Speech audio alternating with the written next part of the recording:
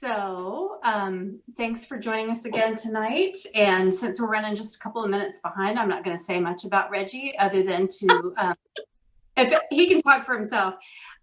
If you all have been in the choir at St. John's or remember, he sang with us, what is it, about 2000, what, 7, 8, 9, somewhere in there? Yeah, it's like So, something like that, off and on for several years anyway. Which was always so much fun to have him. And we're so lucky that with his busy schedule, he was able to make time to join us tonight. So I'm going to let him just take it away. So thanks, Reggie. thanks for having me. Nice to see so many familiar faces. Look at y'all. I miss y'all. Well, I would love to start by just sharing a video and just kind of just heading into it. Let's see. Good.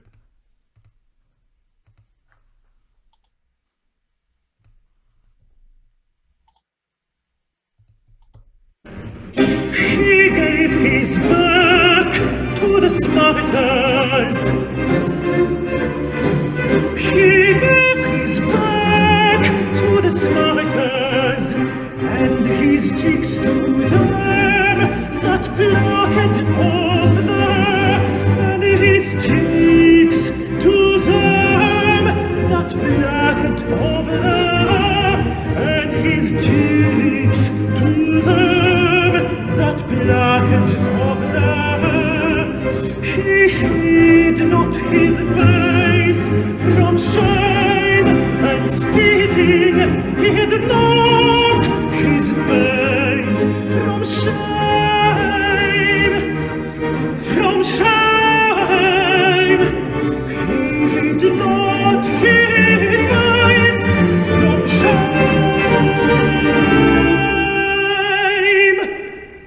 shame and spitting.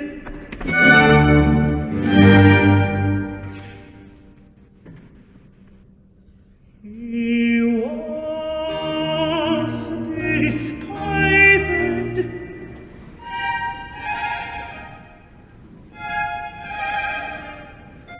despised, and rejected.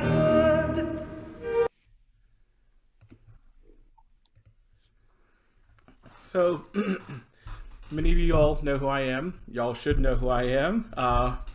It's been a while, but so I won't waste too much time telling everyone my whole story. I mean, you know the basics. If you don't, it's the same as any Southern black queer countertenor you've met. All born and raised somewhere in the deep South. We sang in the gospel choir as a kid. We stopped, played maybe piano lessons from our church organist for a couple of years, and then somehow we moved on and started playing instruments and then started singing this. Most of that's true. Most of that's a generalization, and most of that's in jest. But I mean, that's the case. Born and raised in Gainesville, Florida. Kind of lived around in the shadow of UF growing up, and sang in the church choir. Then kind of stopped maybe when I was maybe 7 years old. For 2 years, from 8 to 10, I took piano lessons with the church organist. Then later on, I gave that up and I didn't sing anymore. And but I did play trumpet in middle school, high school, and some of college. I didn't think about music at all until my senior year of high school, when the chorus teacher, who was also the keyboard teacher, saw me in the hall and getting ready for a class, and she said, "Wait a minute, we need tenors and basses. Have you ever considered singing?" And I said, "No, just playing, but really I'm here for art." Buchholz High School, which is a high school I attended in Gainesville, was a magnet school for drafting and architecture. And I was in that program. So I wanted to be an architect or a visual artist. And she took me in her office and said, "How about you sing this scale?" And so I sang through, and she said, "You know what? You can hold a tune. I need tenors and basses in the choir." And so she had me this is the beginning of the year, she had me change one of my AP art courses and switch to choir. It was the first time I really seriously sang again. I'd never actually sung, anything classical or anything not jazz or gospel or anything like that. And it was life-changing singing Purcell. It was life-changing singing little Bach chorales and all these random octavos and, you know, Kirby Shaw and things like that, and little barbershop things here and there. I thought it was great. And to the point that I really saw that maybe things should change for me.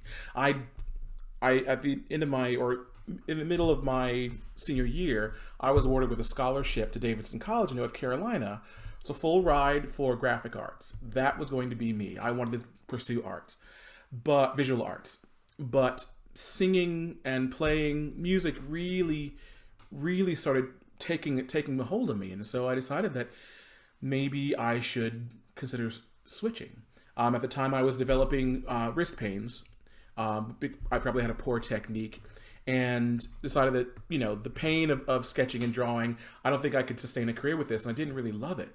So with my mom and the guidance counselor and the course teacher, we sent some feelers out, and my mother, of course, because she had ulterior motives, got me to apply to Oakwood College, or Oakwood University, which was then Oakwood College in Huntsville, Alabama.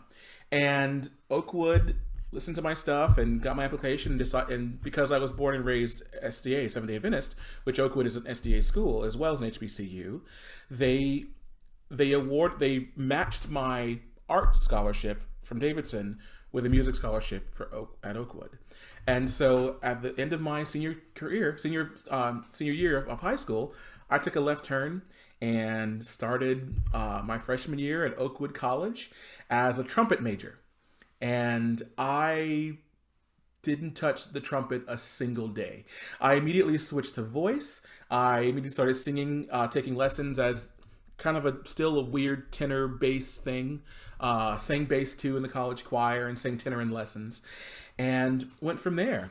I stayed maybe a little over a year, because I honestly missed Gainesville too much. I mean, y'all know how wonderful Gainesville is. You all attest to how great Gainesville is of a city. And I went to UF, and there I was singing in the common area. If you've been to the music building there's a little common space in front of the front office. And by the Phi Mu Alpha board, we were kind of singing through some of the songs and that we've been learning in choir. I realized there were no altos there because we were kind of singing through the Arab Shenandoah arrangement. And I said, well, I'll sing the alto part. And so I popped into my falsetto and started singing the alto part. And it was fun. It was great. I knew I wasn't supposed to do it, but it was awesome. And when we stopped and we were all done high-fiving ourselves like little nerds, my professor came around the corner. He'd been listening the entire time. He grabbed me, took me to his office, and had me sing through scales. He had me sing up and down, and basically told me that you are a countertenor. And of course, me being the genius I am, my next question was, that's awesome, well, what's a countertenor? He said, well, you're also an idiot, but take this CD, listen to it. When you come back, this is what you're doing for the rest of your life. And so far, he's been right. I haven't proven him wrong yet. And since then, I went off and lived and worked in Japan for a few years, then came back and moved to Tallahassee, and then found my way into starting school at FSU. And of course, I started singing at St. John's, and I started doing all these things as a countertenor and just really enjoying myself. And it was there that I, of course, got involved with Seraphic Fire and in Apollo's Fire, then started singing around in the professional choral scene. And once I finished and decided to move to Boston in 2012, it was there that things kind of took off. I sang with everyone. I sang with Hamlin Hyde Society and all the, so many of the little societies around Boston. And, a couple of years later, I ended up meeting and singing for John Elliott Gardner, who was guest lecturing at Harvard. And he hired me on the spot to do a tour with him in Europe. And basically from then on, everything just kind of going further and further for me. And so that's where I am now as a professional singer, professional countertenor, and among other things. And with that, I thought I should maybe play a little of what I do.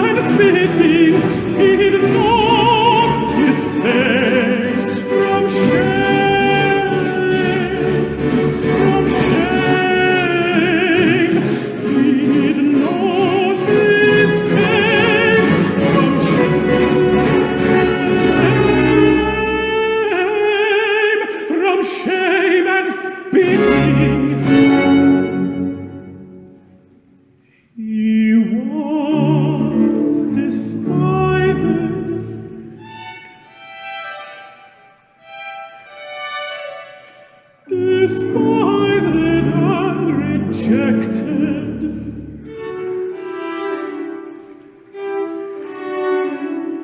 Rejected of man, a man of sorrows,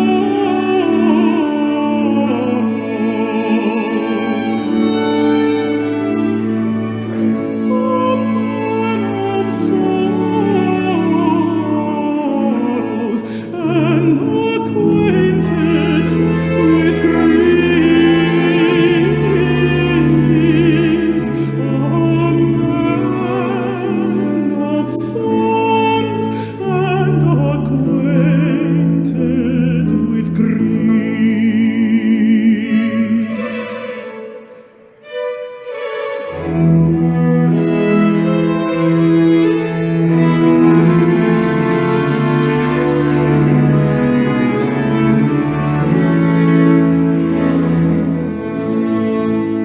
He was despised, rejected. He was despised and rejected of men, a man of sorrows and acquainted with grief. A man of sorrows and acquainted with grief. He was despised, rejected,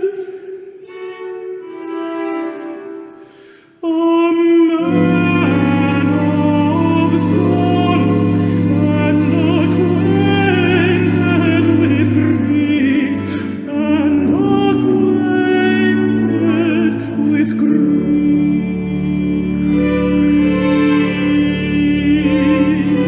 A man of sorrows and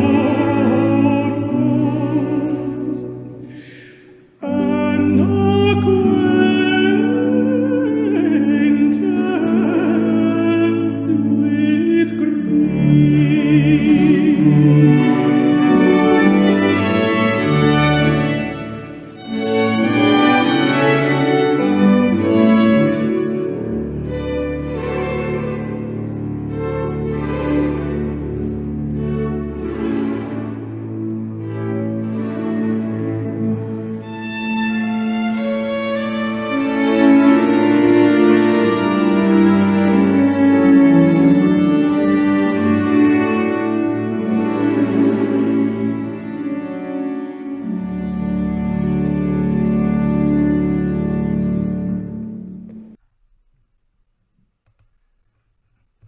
So that's what I do.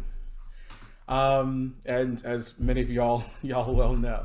And it was in all of this, as things got better for me and I started doing more and more, I started to realize that my chance encounters, the possibilities of me seeing more people in this realm that looked like me became more and more rare. But I pursued my passion anyway. I do what I do. I don't stop and think about it. But after a while, I kind of had to. I had to stop and think why I felt so lonely, why I felt so out of place in what we do. And as my career has continued to move, has continued to ascend, I thought I'd be happy knowing that I was recognized for my skill and not because I was unique as a person of color. This is something that Tesfa and I used to argue about all the time, about that people will only care about me as a musician, and that if you work hard enough, doesn't matter who you are in this business, you'll get there. But that isn't really the truth. That's not the whole truth. And I didn't think I was tokenized, but my rarity more and more created these situations that I just couldn't ignore anymore. It became more and more noticeable. All the little things that were said, all the, all the side comments and casual racist things that are said to me, death by 1,000 microaggressions. It became much and much harder to ignore. And after a while, I thought that enough was enough. That I decided that I should do something about this. I should say something. And so I did. I sent a blast on Facebook after this encounter in Oregon and asked for everyone's stories. And everyone sent me all these things. And I took all of these things, these quotes, these stories, these encounters that have happened to artists of color, musicians of color in the business. I decided that I had to get a friend and put this together into a piece. And I want to share that piece with you. This is the piece I commissioned. And it's called Nigra Sum.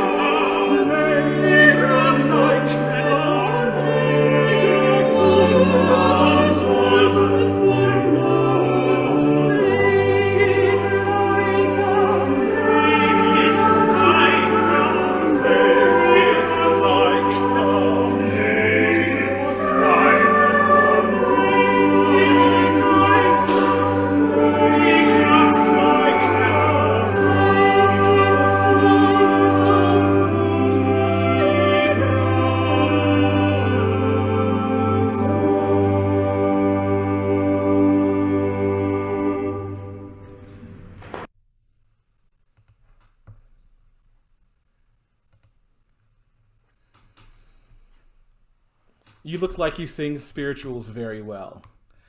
I'd hate to run into you at night. You look like you should play in the NFL. When you opened your mouth, I expected to hear Old Man River. I mean, these are the things that are said to us in the workplace, everywhere. Wherever we work as musicians, as artists, this is what we're all subjected to. When we put this together, I mean, there actually, believe it or not, there's a story from St. John's that's in this piece that we created. I was the one who collected and commissioned and put together text for all of this, and Jonathan composed it. In the middle section, that'll tell you. I'll just go tell you the story. There was one day I was getting ready for a rehearsal, for choir rehearsal, and Betsy likes punctuality, and so do I. And to the point that occasionally I may happen to show up earlier than everyone else. And I did, and I showed up, and I was standing outside the choir suite, and just minding my own business. I think I was texting Brett at the time or something like that, and this lovely senior comes up to me, and she just says, how are you doing? I was like, good to see you, ma'am. Good. How are you? I've seen her before in services, and she said, well, it's good to see you. Quick question for you. I left my purse in the parish hall and it's locked. Could you go ahead and get that open for me and maybe bring it to me? I'll be in the sanctuary. And so I said, all right, ma'am. Yes, I will. Go ahead and wait for me. I'll go and grab your purse and I'll bring it right to you. And then at some point, someone showed up and unlocked the door, and I went to rehearsal. And that was it. But that was something that happened. That happened many times. And stories just like that happened that caused me to want to create a piece like this. And I'll tell one more story about this. In the third section, after we talk about, when you open your mouth, you sing Old Man River, and then at some point it starts this very short speaking, play it like a. So a friend of mine, they played with a New World Symphony in Miami, and they were the only black person in the group, in the orchestra at the time. They had a guest conductor. They were working on a new composition, and the composition was it's cool American style, and in the middle was this cool jazzy solo for the first violin for the concertmaster. The concertmaster, young white kid, plays it through. Was extremely square. And the conductor stopped and said, no. Needs more soul, needs more jazz. Play more with more jazz. It needs to be better than this. And so they went back and tried it again. And of course, my friend, their flute player, and they were just in the orchestra, just watching this happen. And so he stopped him again and said, no, it's way too square. It's way too straight. Play it with more jazz, with more rhythm, more swing. And so they go back and play the section again. It's not good enough. The conductor slams his hands on the table on the podium, and he turns to the kid and says, no, play it like an N-word in front of the entire orchestra. Everyone stopped. Everyone in the orchestra, the patrons who were in the house, they all stopped. And if that wasn't bad enough, what just happened in this rehearsal, everyone in the orchestra turned and looked at my friend. Because they were the only black person in the ensemble at the time. All of that pain, all of the awkwardness and just all of the negative feelings and emotions that was created in that moment was all heaped on them like a lightning rod. So they stopped, they went on break, and later during the break, the conductor was forced to go and apologize to my friend. And he said to them, listen, with the typical non-apology, you have to understand what I was looking for when I said that. Like, I hope you weren't offended. This is just what I was trying to get out of this player. And he left it that and moved on. And my friend had, there was nothing they could do. They moved on after that year, and the very next year, that conductor was brought back as a guest again. That's what life is in music, in classical music, in church music, in school, in in a university, in high school settings. Like this is the kind of barrier that's been kind of set in place. These are things that are done and said in a place where you actually would think that racism and bias doesn't really exist, but it does. Granted, this is not a physical barrier. Like, we are allowed in the spaces, we are in spaces, but the issue is that it transformed. It's a social and emotional barrier that keeps people that look like me from doing more with the music that we love and rightfully should love and should enjoy, just like everyone else. And that piece, that the Negro Sum, was created to kind of actually create a window into the soul of an artist of color. Where you hear this incredibly beautiful tonic music in a very, pleasing, Baroque or Renaissance style that you would expect when you see someone like me say, you think we would enjoy. But instead, you are hearing these beautiful sounds, but you are faced with the things that are going on in our minds, in our hearts, in our souls. You get a window into our soul to see the things that cause us to stumble and keep us from enjoying the music in the same way as everyone else.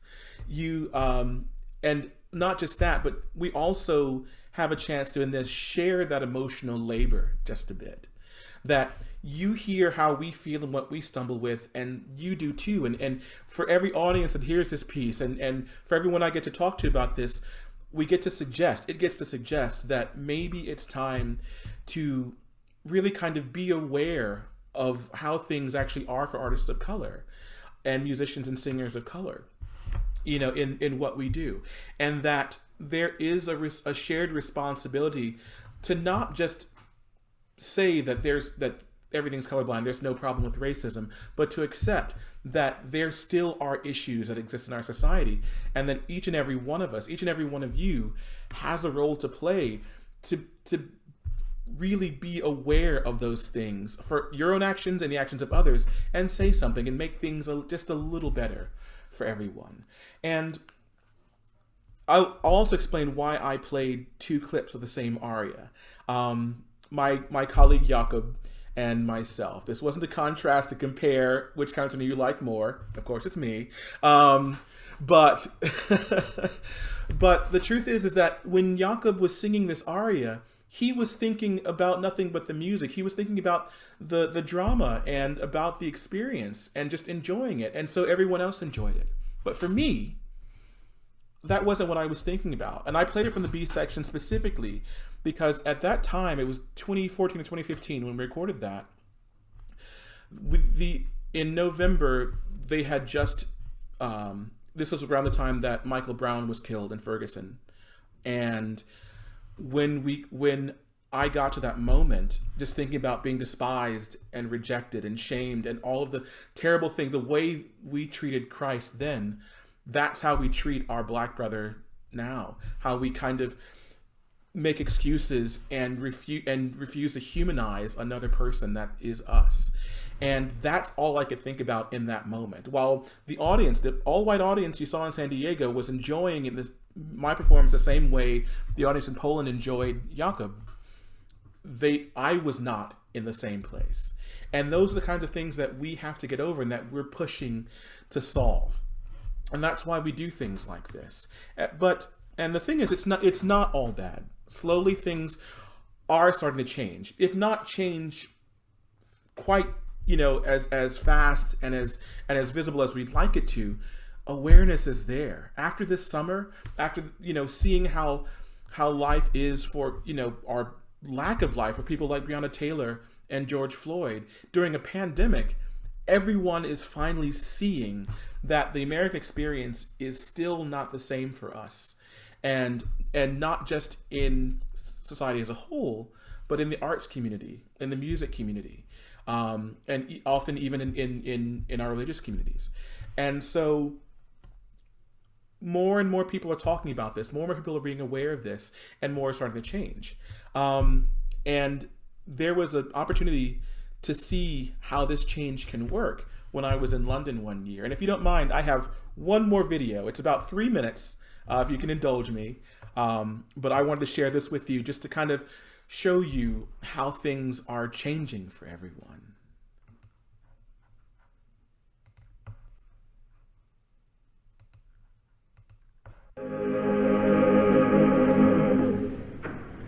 Discrimination, persecution, judgment. Discrimination, persecution, judgment. This project was all about taking Handel's Messiah and looking at whether it can be relevant to a group of young people from diverse backgrounds, multi-faith group, and seeing how this piece of music resonates with them. Asking them to create lyrics and music in response to Handel's music, to his libretto, to all the themes within this incredible narrative, and create a piece that really speaks volumes and says something important to this audience tonight at the Barbican. When we took the Messiah apart, we felt, oh, this sort of relates to maybe expectations, and it linked in really nicely with what we thought like today's problems were and why like it's important to us. Our message is that as children, we all have our own views as well, and we want to be taken seriously. The kids have brought their whole take on the text, and what they've picked up on is this idea of being sort of displaced or despised and rejected. And on the flip side of that, the positive side of that, acceptance and love at the end, and the new generation bringing hope.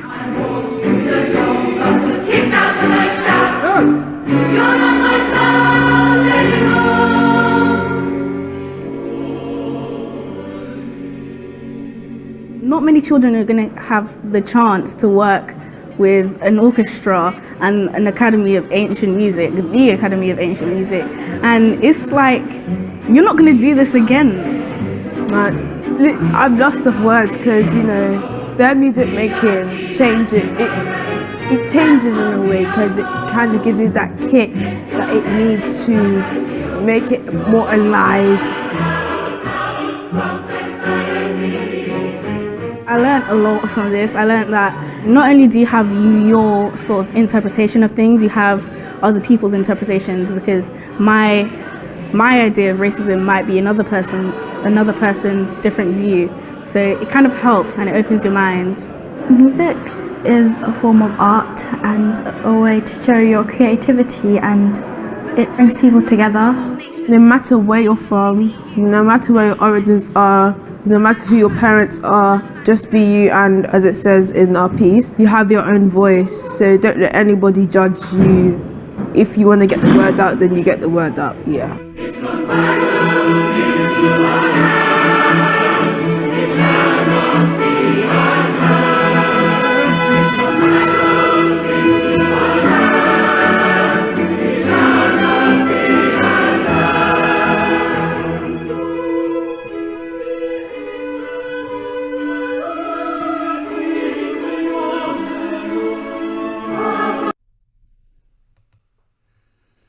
So that was pretty incredible, and it didn't end there. After the performance, all the kids were invited to sit on stage for the actual Messiah performance. They performed this piece right before the annual Academy of Ancient Music Messiah in the Barbican Center. It was amazing. That had never happened before, and I don't know that it's happened since. But it was incredible. One of the world's stages, and I was hired as an alto soloist independently of this. I was hired 2 years ago, and they had no idea that this was just going to cross-section, that this coincidence would happen. But I'm pretty sure God intended it to happen, because it couldn't have been more perfect. Because these kids were invited to sit on stage through the entire Messiah, and they sat there, and out of my periphery, I could see all these 40 kids of diverse backgrounds, black and brown, various races, sitting here enjoying this piece, and looking and seeing me at the front of the stage, seeing what they could be, seeing what they could aspire to, and that the chance is there. And for me, I'd never seen that many people of color on a stage like that in my entire life, and it changed me too. And seeing the way they fearlessly took the stage and performed, it was mind-blowing. It was absolutely incredible, and it was life-changing. And I've kind of devoted myself now to using my voice, using my platform, not just in singing, but in speaking, to to talk about how this change can happen and to do my best to help facilitate that change. The Handel and Hine Society in Boston has invited me to be a director. I'm the first Black director in H&H history out of over 200 years. I'm the first, and I use my concerts to really kind of embrace the community and help us as an arts community, as musicians, reintegrate ourselves in a community, because that's where we belong. I mean, if anything, what we do as a church choir, as an orchestra, we are a blueprint for the way a society should work. A healthy society should work. Sopranos, altos, tenor, basses, drums, percussion, trumpets, winds, we have various sounds and we have various abilities and various shortcomings, but there's another instrument, there's another voice that covers our back, that's looking out for us, and all of us together, completely diverse, can all work together towards a common goal of making ourselves better, making art, sharing compassion and emotion and empathy. And that's what we should do. That's what we should be going for. And I think if we really all try hard, I think we can get there. I really do. I'll show you, I want to share one more thing. It's not a video, but, and I'll do it a bit. This summer during Juneteenth, there was a few people in the Choral Society. We all got together and released this thing called Black Voices Matter Pledge. And in it is a statement, because we noticed that the statements that were going out were very, very distanced, very kind of impersonal and almost dehumanizing of the lives that were lost this summer and over time. And so we put out a real statement that says, this is how we feel, this is what the problem is, and this is what we can do. And more than that, it allows you to sign this pledge, to sign on to this as an individual, as a church, as an organization, and together we all are now aware of each other, of people who have signed, and we can all hold each other accountable for what we should be doing. And we don't just stop with saying what the problem, identifying the problem and saying what's wrong and what should be changed, but what we offer in this pledge are actionable things that can be done, actionable ideas and things that you can do as an individual, as a church, as a director, as an instrumentalist, and music education in a community context. There's a section for faith-based organizations as well. What you can do to check, just check in on what you're doing to see how you can make things better. And there's tons and tons here. So feel free to check that out, blackvoicesmatterpledge.org, and get involved in any way you can. So I'll leave it with that. I want to thank you for kind of listening through to all this, all the singing, all the playing, and all the jawing on that I've been doing for the past hour or less. And I guess I'd love to open up for questions, discussions, comments for what time we have left.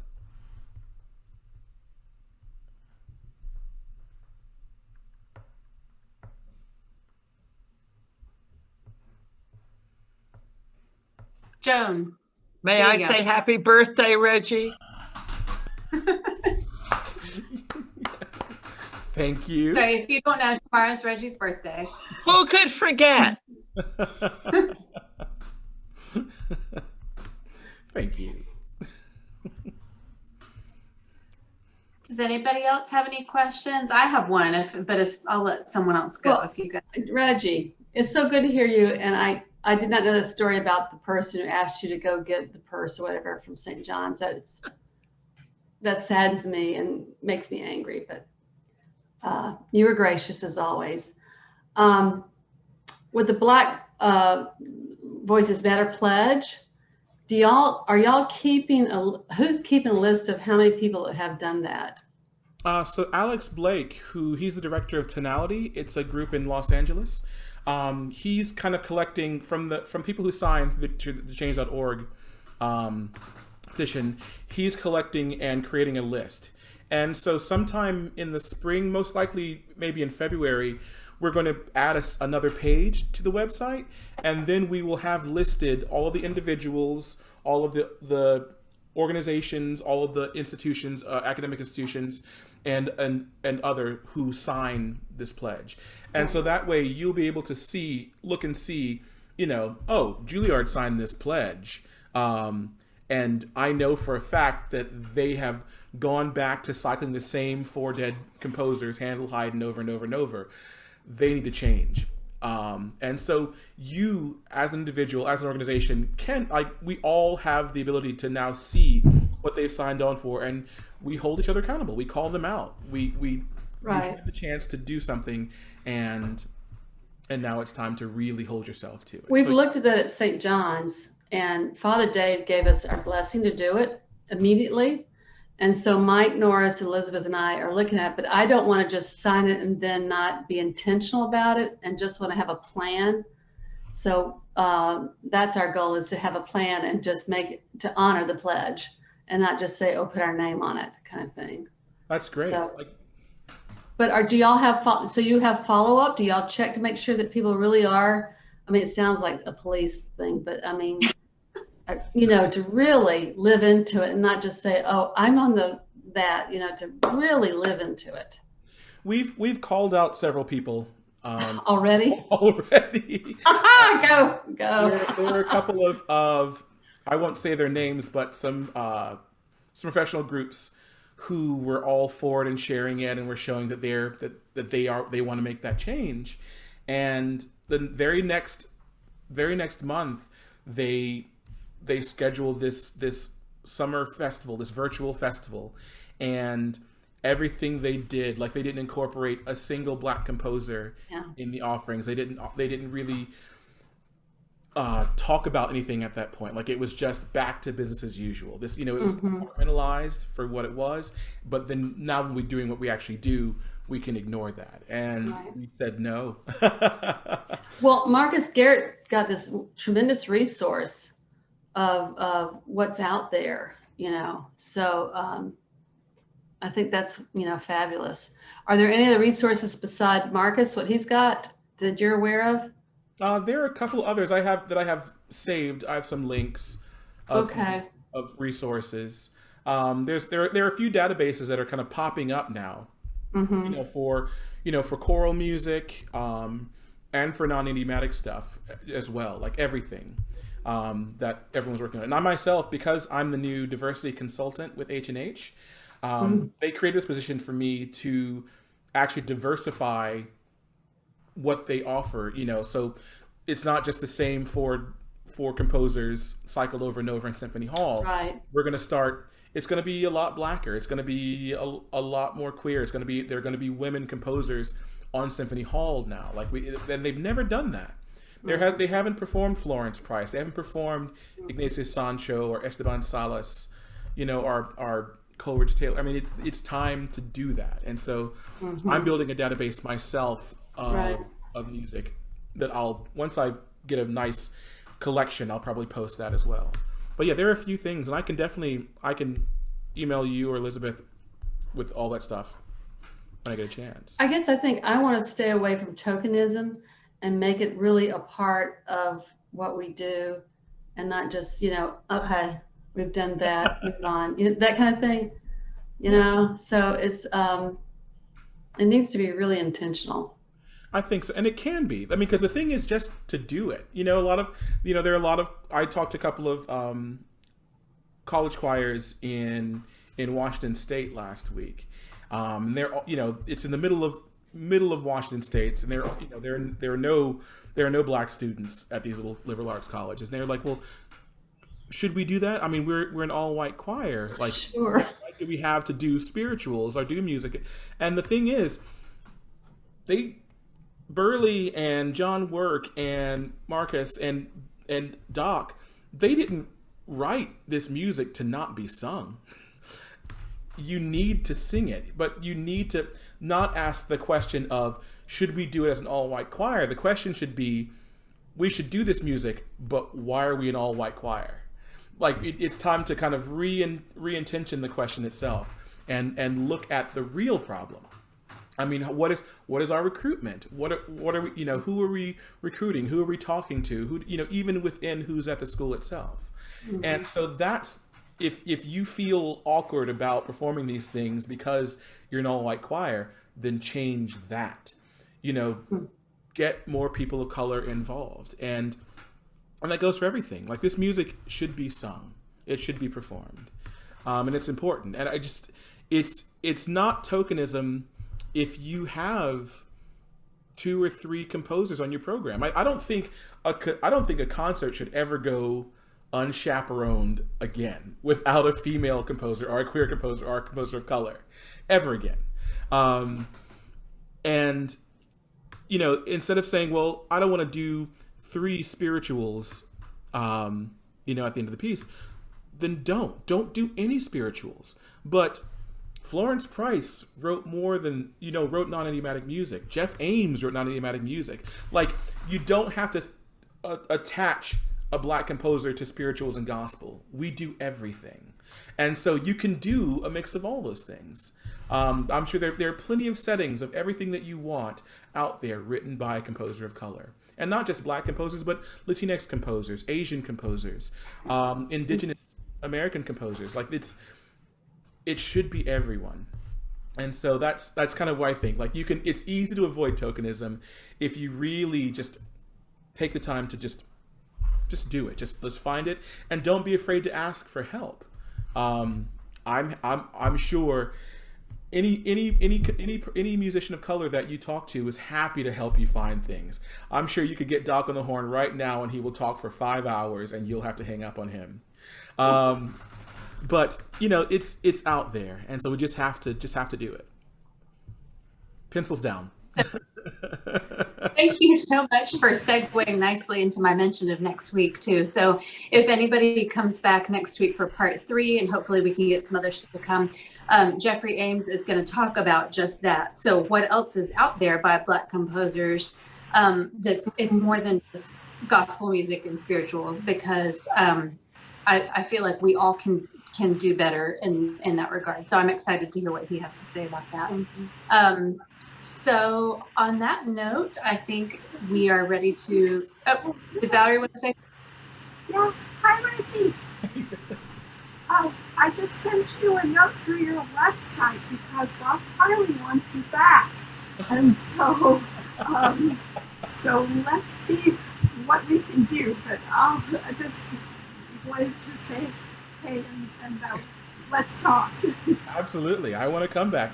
I have a place to stay. Carlton's back, so I've got a bed.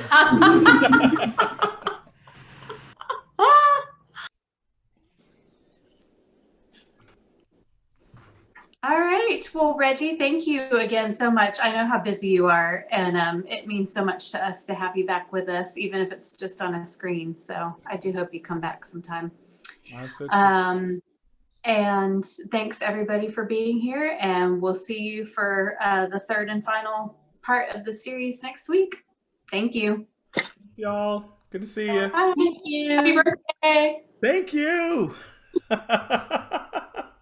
Is it today?